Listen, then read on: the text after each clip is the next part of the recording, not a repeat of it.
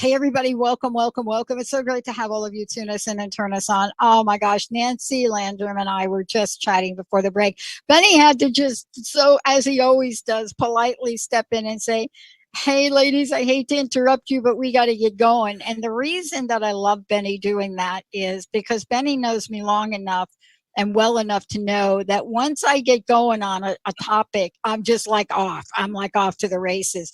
And this topic in particular, you're going to hear about. Nancy Landrum joining me here today, one of the premier relationship coaches, one of the premier relationship trainers. And I'm so very blessed to have her on the show because, today we're going to talk about what people don't talk about. Exactly how do you talk without fighting? Exactly how do you talk without fighting? And, we're going to talk about what that means, like talk, like communicate without fighting. Now, this is an interesting journey for me. But before I get to that, I want to tell all of you a little bit more. So if you've watched the shows we've been doing together, or you've read any of Nancy's books, How to Stay Married and Love It, Solving the Puzzle of a Soulmate Marriage, whatever it is you've heard us talk about and whatever you know about her work, you'll know one thing, and that is she brings forward a just beautiful array of knowledge, learning, studying, and lifetime experiences. And when you put that together, what you find is a person that is speaking with you because she knows what you're talking about and she knows what you're going through. But this particular topic, Nancy, today, exactly how do you talk without fighting? If we had more conversations about this or role models about this, boy, I'll tell you, how many generations of children can we actually heal? I am convinced that we could heal the world if we all learned these skills, Years ago in the mid-'80s, when Jim and I were fighting, we wanted to stop fighting. We didn't like hurting each other. And yet the more frustrated we got, because neither of us were hearing the other, each of us were sure, my point of view is right, you're wrong, let me convince you. It got to the point where we were in so much pain that I remember Jim saying, I will do anything if someone would just tell me how to do this. How can we resolve this without tearing each other apart with our words? It never got physical with us, but our words became more and more vicious the more frustrated we became. We diligently looked for help, and I'm sorry to say that of all the therapists we went to, the classes we went to, the books we read, nothing really gave us the specific guidelines for how do you speak your own point of view in a respectful way that makes it easier for your partner to hear. And up until then, I just assumed that Jim was kind of dense because he couldn't understand what I was saying. But the truth is, I was delivering my message in a way that guaranteed he could not hear me. He would only react defensively and the argument would escalate. So when we finally got the help we needed in just learning how do we say things without attacking each other? How do I tell Jim my point of view without telling him he's wrong? And how do I listen to him in a way that gives him the reassurance that I genuinely want to understand his point of view? So once we got these skills down, they transformed our marriage in, I think we worked pretty intensely at it for about 6 months with a coach that we found. But after that, we never had another fight. We never even had another harsh word between us. And it wasn't that all the challenges of life magically disappeared. We had challenges, but we never attacked each other again, verbally or in any other way. This is so critical. Let me just ask you this question, because this is critical, and this is where can I be the one that says misconception number one, number two? Can I talk about misconception number one? When I express my feelings, it isn't always anger. And, let's talk for a minute, because you're going to keep talking about this with your life experiences, but also what you learned. Is not every bit of feedback is angry feedback. Right. But if you can't hear it, you hear every bit of feedback is like you're blaming me. I mean, you don't even get the feedback out before you're like, wait a minute, are you saying I did something wrong? I mean, right? Can you hear it, Nancy? Can you hear it? All right, continue. You know where I'm going, right? Well, one of the first skills I teach couples that work with me is the skill of perception checking. So if I perceive that you're attacking me, rather than fighting back, I can say, my perception is that you're telling me I'm wrong, that you're attacking me. Is that true? And if it's not true, then say, no, I'm only I'm trying to share with you my point of view. So let me hear your point of view. And if you can clarify the misconceptions, I've had so many couples tell me that if perception checking was the only skill they learned, it would stop most of their fights. Yeah. Because we make up stories in our head about what the meaning is behind what someone else is saying. And quite often we're wrong.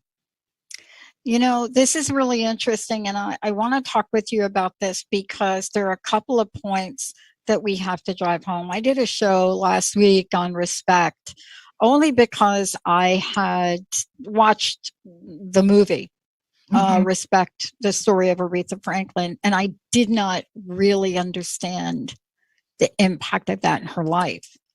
And, one of the things I was doing and getting ready for the show is how important that particular word is. And I think I've shared this with you. I mean, in my doctoral studies, literally when I added respect as an element to it, my committee looked at me like, how is that even a thing? Like, why are you? And I said, look, I don't know about you in the academic world, but I'll tell you, the people that I'm talking to, I will take this out of the study if the results come back at any less than 95% picking this as number one.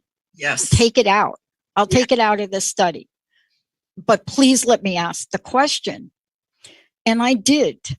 And 98% of hundreds and hundreds and hundreds of people said that I don't care what it is, the relationship I'm in, my boss, my partner, my mom, my dad, my children, they are obligated. See, this is the difference between an expectation and a promise. They said obligated. 98% respect was number one. Yes. And yet it is so subjective. Well, I think I might argue with you on that point. I love when you do that. I think there's a black and white line down the middle of every relationship. And on one side are all the respectful words, tones of voice, facial expression, body language. And on the other side of the line are all the disrespectful ways of speaking, not listening, body language, tone of voice. The more time a relationship spends on the disrespectful side of the line, the more unhappy they'll be with each other and the more unhappy they'll be with themselves. Because I honestly believe that at our core, none of us enjoy being mean and disrespectful to another human being. The more time the relationship spends on the respectful side of the line, the happier they're going to be with the relationship, the more self-respect they will have, and the easier it will be to resolve differences in ways that meet both persons' needs. I mean, this is the core of what I teach. Yeah. Yeah. So it isn't subtle for me. And that's why we're talking about it today, because I think it is the one of the major underpinnings of the answer to exactly how do you talk without fighting. I think it's like the thing. I think it's like I don't know what to call it. Like, I think it's like this invisible energy life force, right? And Nancy, if you talk about this for a minute, I think it's important because you already mentioned it. You mentioned it, verbal, body language. And one of the things that I had to learn about myself, and the fact that I talk a lot with my hands, I'm really animated. I do that less in the workplace now because I understand what growing up in my family and this stuff and this and like this and, just that doesn't work all the time. Okay. But there are communication methods, and I don't think we are aware of what they are. Can we talk about the different levels of this that show disrespect? Because I'll tell you, I walked into a room to, talk to somebody about two weeks ago, slouched down in the chair, never looked up. Now, if this wasn't one of my mentees, it would have been like, I can't imagine anybody, if I did that in the workplace, right? Well, this was one of my mentees, and I knew her. She was at such a point of pain. Yeah. Can you talk about how these things show up in a relationship? I'm not saying like you and Jim did this. Like, I'm not saying that at all. That's a laugh. We did a lot of them.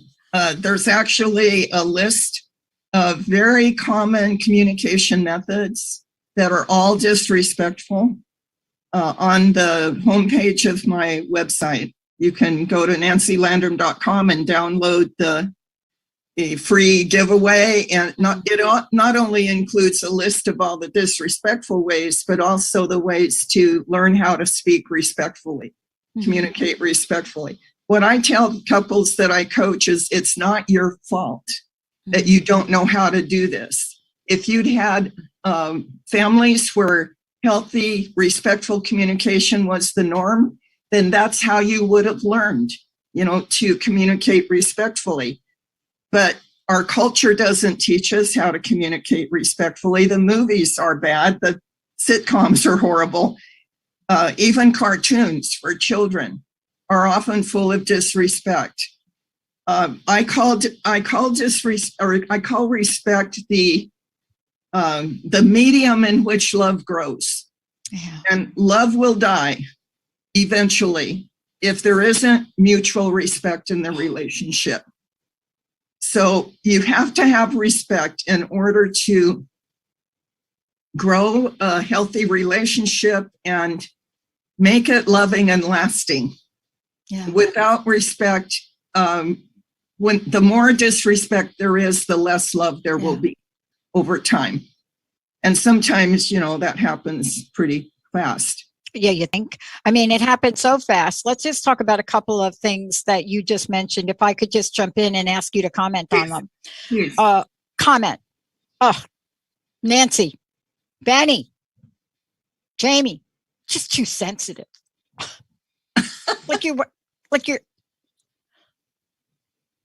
How often do we either hear that, or if we don't hear the word, I love when people are that direct with me. Because then I could check myself and say, oh my gosh, you're right. I am being a little bit too sensitive about this. But there are things we say completely negate the other. Is that a disrespectful act? Or the way we say it. Oh, yeah. So I heard an illustration yesterday of a man. It was actually, I was helping to coach a class online, and they were using this as an example.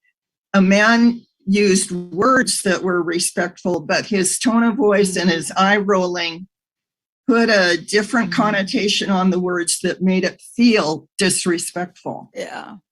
So as you know from your education, that body language and facial expression are a huge percentage of whatever we communicate. Yeah. So yes, I might be sensitive to someone speaking, in an impatient tone of voice to me. But the impatient tone of voice might also need to be tempered somewhat with a little more compassion or gentleness, I guess. Yeah. I'll tell you, it's a lifelong lesson. Let me just say why. I am very blessed that I grew up on the East Coast, and I also had a stepmom from the Deep South. What's the blessing in that? My stepmom helped me temper some of that. And this is not a downplay on the East Coast. There is a level by which the pace in New York City, you cannot describe the pace unless you live there. So I will never talk down, to my childhood, my life in New York and in New Jersey, because there's a pace that is undescribable. The antithesis of that is when you go to Hawaii. Yes. And you have to require, both scenarios require the same level of patience, right? Yeah, right. One is New York City, you go to get your coffee. If you're not going to go to Starbucks, you're going to go to the regular coffee guy, like the subway comes in, the coffee person's there. He has basically, you get two kinds of coffee, black or regular. Black is black. Regular has about 3 big scoops of sugar in it with milk. That's the option. It sits on the counter. You leave your money. You grab it as you walk. Now, you grow up with that. And if you don't know there's anything different. Right. But I was fortunate. I met Linda's parents. I learned there was something different. Here's the question. Many people say this. I've had this said to me more times than not. I'm just who I am, Nancy. I'm telling you, I'm like an old pair of shoes. They're worn, but they still fit. And I don't know that I can change. Now, I have to tell you that I have learned for myself that I'm a work in progress. I'm still learning. But if we don't learn to change, we will be very lonely. I have middle-aged couples, that have been married for more than 20 years, but they come because they want to experience better communication, less fighting between them. They want to learn how to have a better relationship. They learn, I don't think age necessarily matters. It's mindset. Am I willing to learn? Am I willing to take my life experience and say, this could be better, and I'm willing to do what I need to do to make it better? So I love the young couples that come, because I can see they have hopefully years ahead of them where they can experience the benefit of what they're learning about communication. But I love even more the middle-aged couples who say, something isn't right here and we need help to correct it. Yeah. Benny's got a clip. I asked him to get this clip, and I'm going to go ahead and skip this break because I want to talk a little bit more, and I want to bring this to the forefront. I've worked for bosses that have pounded on the table in front of you, big men, right? Thank goodness I had the boxing gloves given to me when I was 5 by my uncles.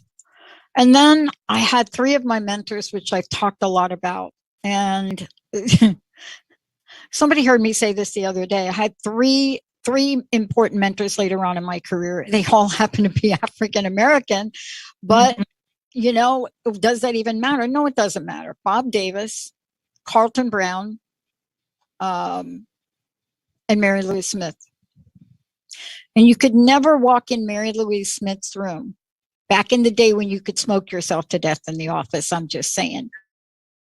Yeah. But you could never walk in her room and bring her a problem. And even if you did, she would let you go on. And then she would look you in the eyes and say, now, Pat, what part of the problem are you? Oh, wow. And I learned a lesson from that. And I don't know how to explain the lesson, but I had a chronic symptom back in the day of it's not my responsibility, it's not my fault. And this woman, in the short tenure I had with her, transformed my personality. Yeah. Now, I don't consider that disrespectful. And those are tough words to hear. Can you help me understand sometimes we get tough words, or we hear tough things, or we get to have tough questions. Now, I tell you, she did this with a big old fat smile, right? It was because she was in the position of mentoring you. Yeah. So it was her job to give you accurate feedback. I believe I say some very tough things as a coach. They're paying me to coach them. I would be falling down on the job if I neglected to deliver the tough messages. I've told couples, you're wasting your time here. You know, if you're not willing to do the homework, if you're not willing to practice the skills, you're wasting my time and yours. So if you come back next week, I want to see a different attitude and a different level of commitment, or I don't want to see you again. Mm. And, you know, I've delivered that message because that's my job. Now, if someone that doesn't have a position of authority over me starts giving me advice that I didn't ask for, that is disrespectful. There you go. And let's talk about this. First of all, these are communication methods. We've got a whole show of this. I'm really going to try to skip some of the breaks because there's so much for you to unpack. But I wanted to know, every time we have a show, you have tools, you have resource, you have communications. Can you tell us how we can find out more about this and more about you? Because if there was ever a time that your skill sets are needed, it is now. And I mean across the board. I'm not just talking families and relationships. I'm talking the pressure and the stress in the workplace right now is bringing people that normally are not disrespectful to the brink of it. How do people find out how to work with you? How about government leaders? Oh, I don't even want to think. Can we do another show on that? Can we just do a whole show? I'd love to do a whole show on that. Human beings that need the same skills that we all need. So go to nancylandrum.com. The Landrum is Landrum, Nancy, Landrum.com. And you can email me from that website. You can call me. My business phone number is on that website. There's several free downloads. There's a informational video you can watch on the homepage. So all the access to me. There's a whole page of books that I've written on various aspects. The first book I wrote was specifically to married couples because that's where Jim and I were, and that was where we wanted to make the biggest difference to help other married couples find the joy in their relationship that they thought they were getting when they got married. But there's another series of books called Love Potions for Healthy Relationships, where I teach the same skills, but they're applicable in any relationship. So I use examples of parents and children and boss and employee and friend to friend using the same skills that Jim and I, that transformed our marriage. There is a book called Pungent Boundaries that's about learning to set healthy boundaries. So you're not just you're not spending all your energy taking care of someone else, you're also taking care of yourself. And then the most recent book is Your Inner Child, A Path to Healing and Freedom, which is a deeper take on how do I take good care of myself? How do I love myself in a way that is appropriate and healing to perhaps past wounds? Anyway, there's a lot of resources on that website. I want to ask you something before we go to break. And then when we come back, we're going to talk about the how to speak. We've been talking about it all along, but there are ways to do the how to. Now, Benny's going to play a clip during the break. And I want to tell you a little bit about the clip. Okay. It's a really cool little clip of a little boy whose mom's name is apparently Linda. And Jessica found us. So Jessica, myself, and Linda, we are continually improving. Every time I do a show with you, we bring something new in our communication. But this particular clip, it became a talking point for the three of us to pay more attention to what you teach. Mm-hmm. Now, it's a little clip, and it happens to be Linda and Linda's name. Uh-huh. But it really became a cornerstone for us really looking at what you're bringing forward. No interruptions, right? Yes. Show up for meetings on time. Yes. If I feel you're being a little snippy, I need to say like, ouch. And then you could either dismiss me or go. I mean, there's so many things we picked up from your work. But we had to approach it, I guess, the three of us, with this little humorous bit. It doesn't always work, but it perfectly fit us. Let's take a short break. And I think Benny's going to play it. Jamie, you'll have to get the video part of it when we come back. What is the 3-word rule? Okay. And what is it about saying something like, I feel when you do that? That's not exactly what Nancy teaches. Let's take a short break. We'll be right back. And then Nancy has all his toys. Okay, but I have to yell at you guys. Okay, Linda, listen, Linda, listen. Okay, what? Like everything they do at this house, you can't trust everything at Grandma's house. Okay. Okay, then what? Then you're not listening to me. Then you're not listening to me. I asked you not to do something. Linda, but listen to me. Look at if we do something. All clear. Thank you, Benny. With Renee Siegel, the second and fourth Monday of each month at 4 p.m. Pacific on TransformationTalkRadio.com. Learn how you can unlock your unlimited potential. Visit yourpurepotential.com for more about Renee and her work. That's the letter U, the letter R, purepotential.com. Hey there, I'm Ricky Schwartz from My Turn Life Coaching, Reclaim Your Life. How do you know if you're living your life and not someone else's? Here's one way to find out. First, list out your top 5 core values. For example, mine are empathy, excellence, passion, service, and core values. Then put those core values into short first-person core value statements. In my case, 1, empathy powers my relationships. 2, excellence is the goal in all things I do. 3, passion fuels my perseverance. 4, my value is measured by my service to others. And 5, core values drive all of my life decisions. Now ask yourself, am I using my core value statements to drive my personal and professional decisions? Maybe not. Maybe you've never even considered doing so. And that's where life coaching begins. Go to myturnlifecoaching.com and let's put your personal core values into your driver's seat. Caring for someone with a life-altering diagnosis? You are a care hero. Navigating the unfamiliar options can be overwhelming, but you are not alone.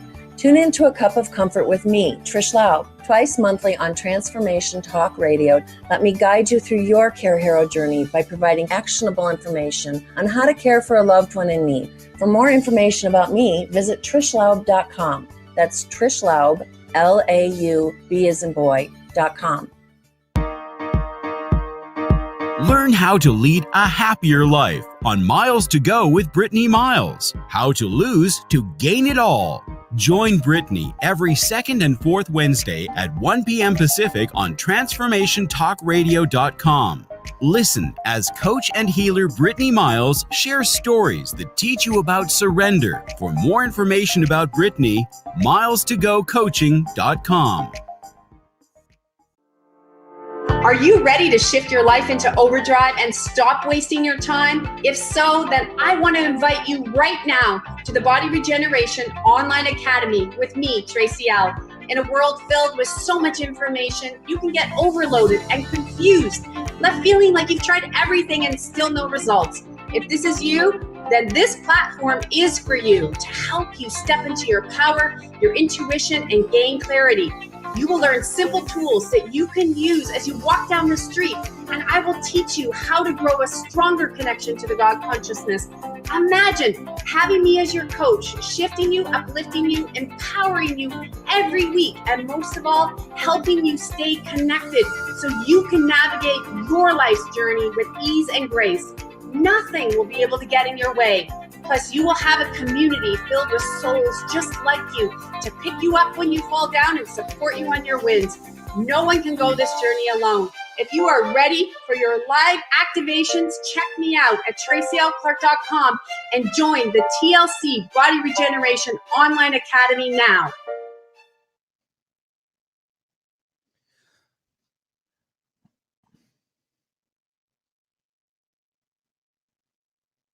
Yeah.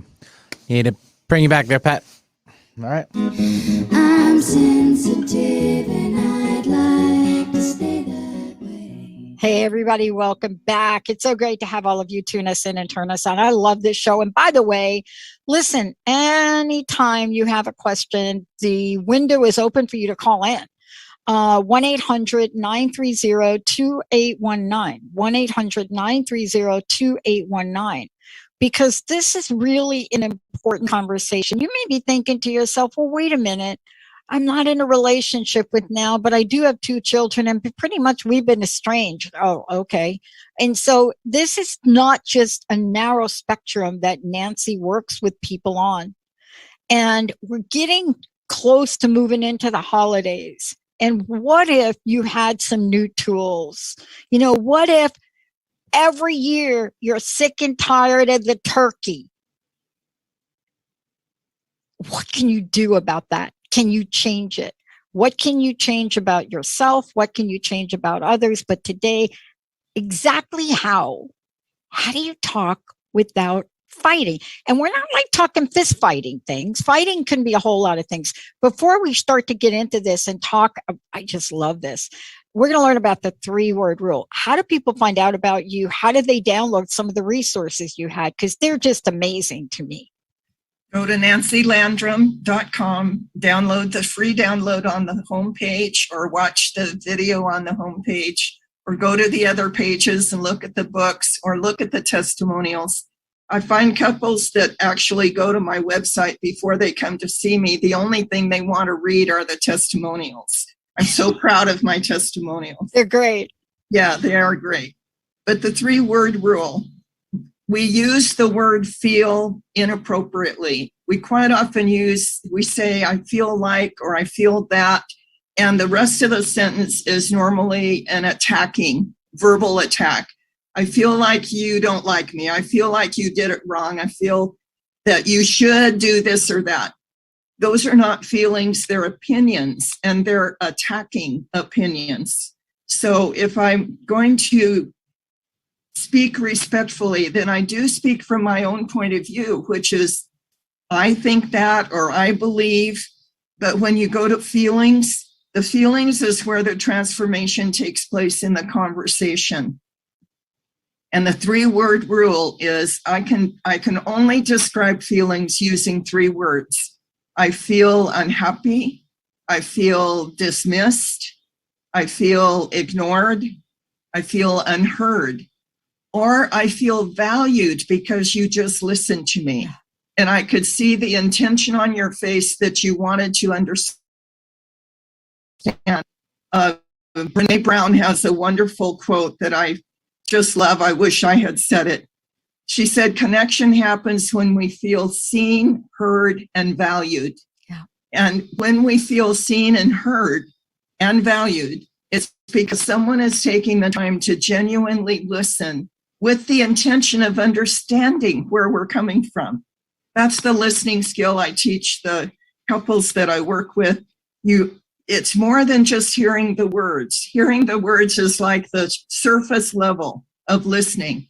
The deeper level of listening is I want to understand why you think the way you think, how you feel. It's important to you. And this is a genuine desire to understand, to stand in your shoes and understand where you're coming from. When that happens, it's just magic. Magic happens. And the next, point I was going to make is that we all need to go back to kindergarten, where hopefully we learn to take turns. Mm-hmm. And in conversations, we need to take turns so that I'm speaking, you're listening, but then I turn it over to you and you speak and I listen. The guide of whether real conversation or real communication has taken place or not is that the message I'm sending is identical to the message you're receiving. And the only way I know that is if you will take the time to repeat back to me what you heard me say. And if you got it right, then I've been heard. If you didn't quite get it right, then I have a chance to tweak it, to make a correction. But that takes time and intention and commitment to real communication, not just talking. Yeah. What you said is so important. And I want to ask you this question. You really do have to, you have to get a sort of reflection back.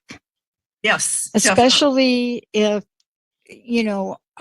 if you're talking about something a little complex. And yet at the same time, we don't do that.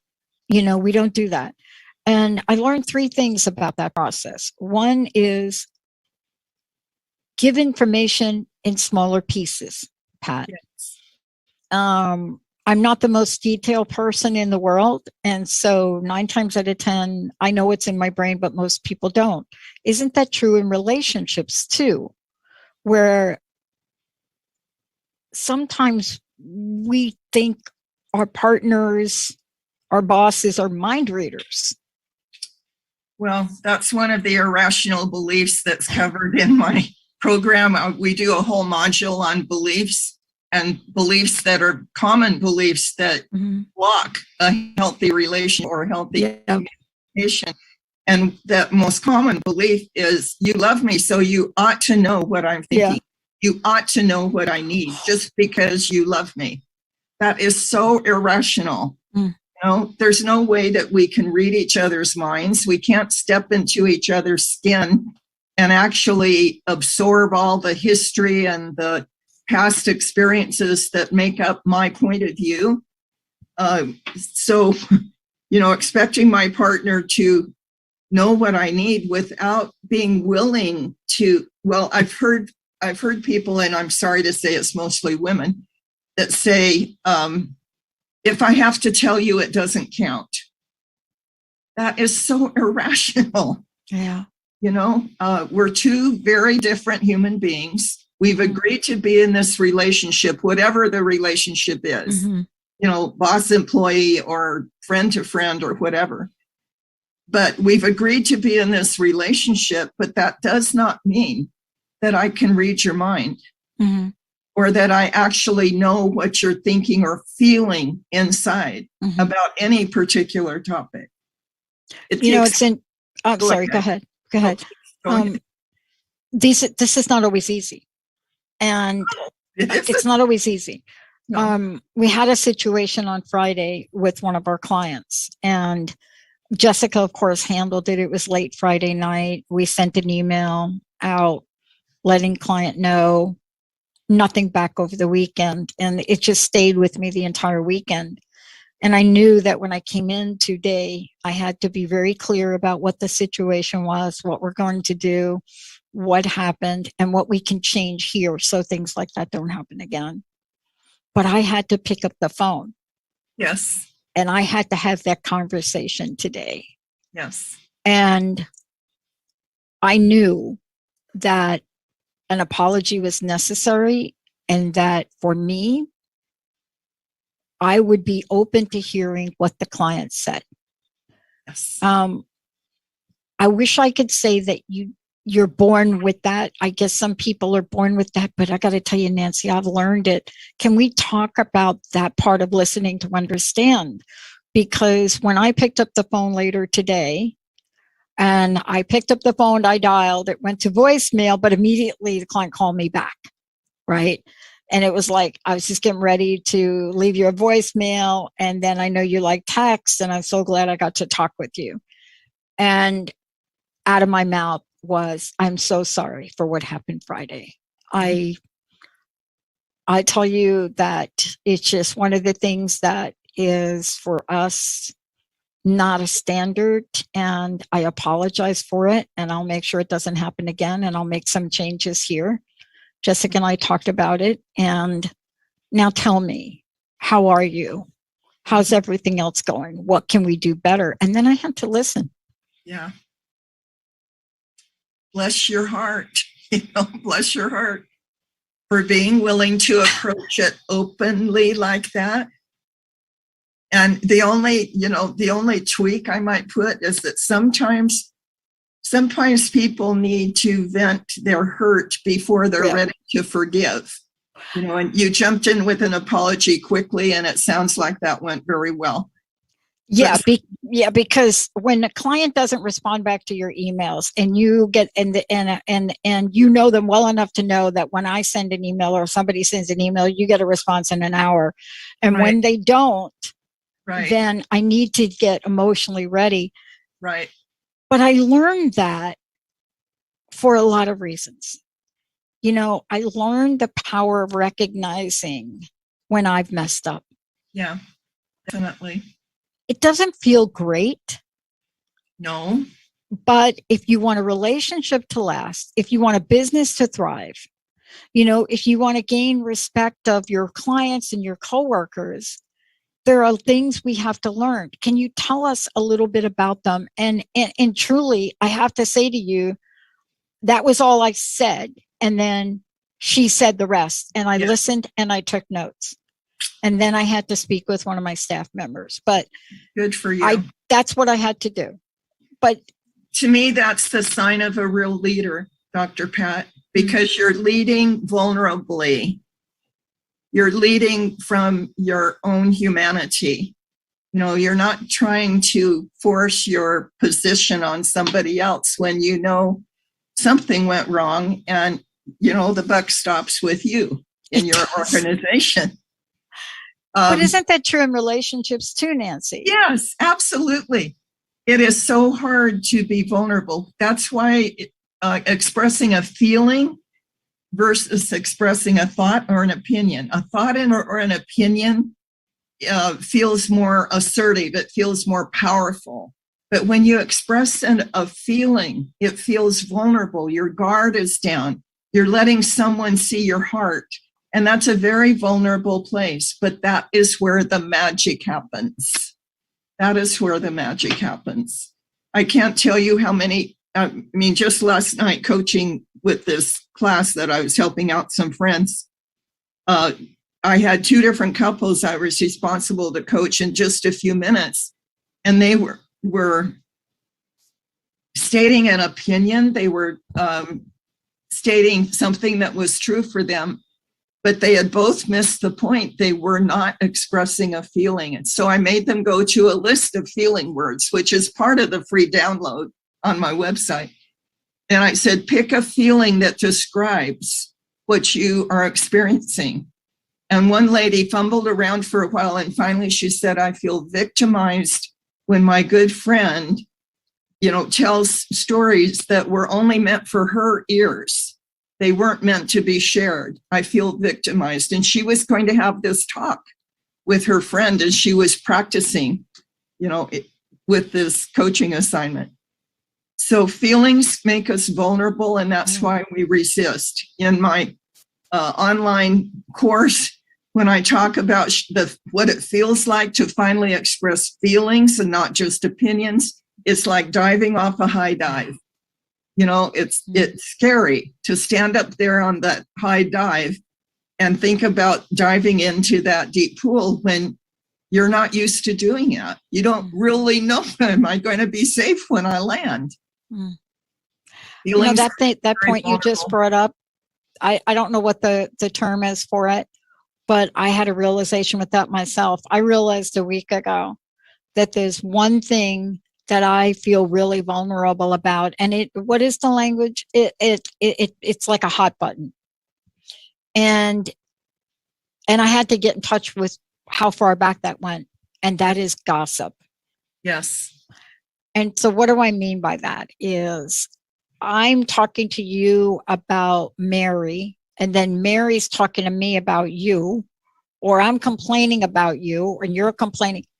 And in relationships, let's just cut across what that is, because that's what your friend I think was saying. Yes. Right.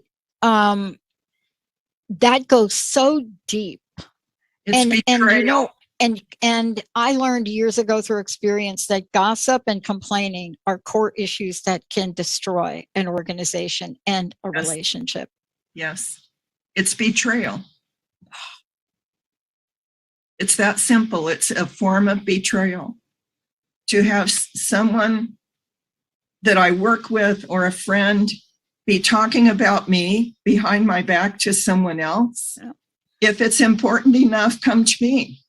Talk to me about it. But my business does not belong in somebody else's ears. You know, it's a form of betrayal. I don't trust people who gossip to me about someone else, because they'll do it about me. And I have even said, I really don't want to hear this. It's not appropriate for me to hear. So I set a boundary of, this isn't appropriate for me to hear, so I don't want to hear it. Yeah. And you know what? I think that let's just talk about this for a minute, because, one thing is I want people to know they can work with you directly. The other thing is, those of us now are starting to get out and speak in public again. And I think you got one of those coming up too. Yes. One of my favorite topics, because let me tell you who taught me the lesson about that little gossip thing. My stepmom. Good for her. My stepmom. But tell us a little bit about where you're going to be speaking. We've got a lot of people listen in California and other places, but you are taking this message out. How does that feel? I always love teaching. Whether it's with a couple or with a group, the passion of my life is teaching these skills, because they transformed my life. They gave me the relationships that I longed for as a child. So the speaking engagement coming up is in Fullerton, California. And the name of the class is the Step Family Blueprint. And it's some of the key strategies that help step families succeed. It's being held at Fullerton Evangelical Free Church on November 14th from 2 to 4 p.m. You can look up the details at their website, which is simply fullertonfree.com. Simple website, fullertonfree.com. Okay, so all of our Orange County and otherwise LA friends out there listening, our California folks, or anybody else that is going to be in the area, you're going to want to hear this conversation, because this has been so insightful the many times Nancy and I talked about my stepmom and the many things I learned. So Nancy, thank you for that. And by the way, go to nancylandrum.com if you've missed any part of this. I know we've got a few minutes left, but I want to go to this place, your quote. I want to go to her quote here, because I think, and then I want you to run with it, because it's so profoundly important. And it's this, I think this is what you say: communication has not taken place until the message received is identical to the message sent. Yes. That's the end game goal, right? Yes. That's the end game goal. And the only way you know if your message has been received accurately is if the listener repeats it back to you in their own words, so that it has the same meaning that you intended. Mm-hmm. The only way I know I have heard you accurately is if I repeat back to you what I've heard you say. And you say, yeah, you got it. You're hearing me. Now, that doesn't mean that I have to agree with your point of view if we're negotiating something, but it's important as the beginning. The foundation of negotiation is that each party understand where the other is coming from accurately, what their needs are, what their core need is, as far as the end result of whatever the negotiation is. When I understand your core need and you understand my core need, then we can brainstorm ideas that will meet both of our needs. And that's the way that a solution lasts, that it works, because it's meeting both of our needs. If the negotiation ends up and you get your way, but I don't get mine, then it's not going to work long term. It's going to break down. So that's actually the last module in the course that I teach couples, is the problem solving module, where first of all, you have a skilled discussion where you take turns sharing your point of view with the partner, and the partner repeats it back until you each understand your core needs before you begin to problem solve. We get into problem solving too soon when we don't understand what the other person really needs. I have to tell you, I work with the most incredible people. And problem solving is by far, if you know anything about our production team here at all, Jessica, Linda, Jamie, Malia, Benny, Jacob, Chris, who we don't hear from very much, Shahid, are fabulous, Merrick in Poland, and you put us all together, you get to see the dynamics. Now, with that, I've had to also be clear about being clearer about things. Let me ask you this in the few minutes we have left. It's okay to be a work in progress. Oh, absolutely. Aren't we all? Yeah. I learn something new every day. I mean, I learned an enormous lesson today about myself. I learned that it bothered me so much about this particular client because I had worked with the client for over 20 hours of my own time. Wow. And then when I added up all the time that our team spent, it came to something like 73 hours. Wow. And I felt like I let her down. Yeah. And I promised I wouldn't. And so it hit me so hard. It kept me up all weekend. And what I realized is I heard Mary Louise Smith. This is what I heard. Pat, what part of that problem are you?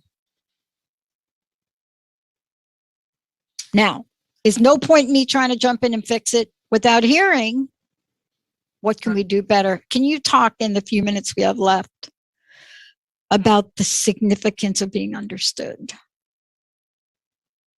My personal belief is that after air and food and shelter, water, when those needs, those basic physical needs are met, our very next need is to have at least one person in the world who hears and understands who we are at our core, that believes we are good at our core.